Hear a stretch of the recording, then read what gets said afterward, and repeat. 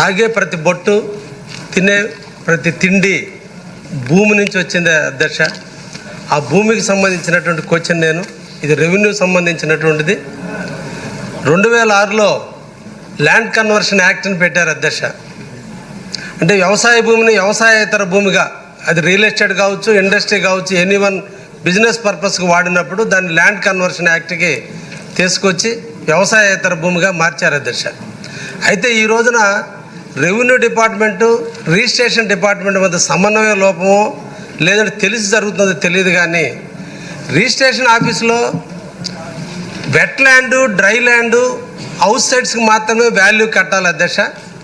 Agriculture ల్యాండ్స్ని, కొన్ని ల్యాండ్స్ని ఫిట్ ఫర్ హౌస్ సైట్స్ కింద వాల్యూ కట్టి కమర్షియల్గానే వాళ్ళు నిర్ణయించి కమర్షియల్ రేటు కట్టించుకుంటున్నందువల్ల ఎవరైనా వ్యవసాయ భూమిని కొన్నప్పుడు అది ఫిట్ ఫర్ హౌస్ సైట్స్ కింద ఉంటే 7.5% లెక్కన ట్యాక్స్ కట్టినప్పుడు వాల్యూ ఎక్కువైపోతుంది అధ్యక్ష.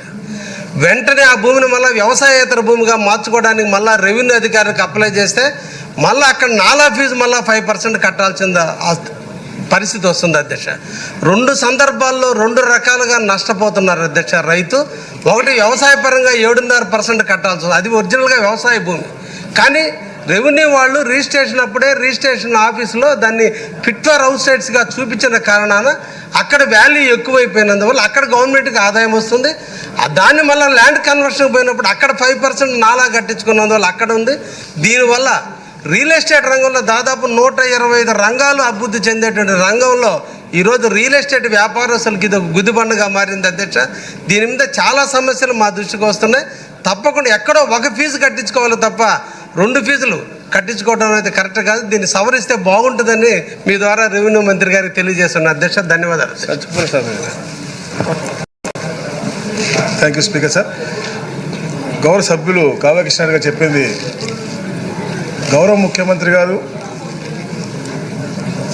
ముఖ్యమంత్రిగా ప్రమాణ స్వీకారం చేసిన తర్వాత ఎన్నో సంస్కరణలు తీసుకురావాల్సిన అవసరం ఉంది రెవెన్యూలో అని చెప్పి ఈ నాలా విషయం మీద కూడా అధ్యయనం చేశారు సార్.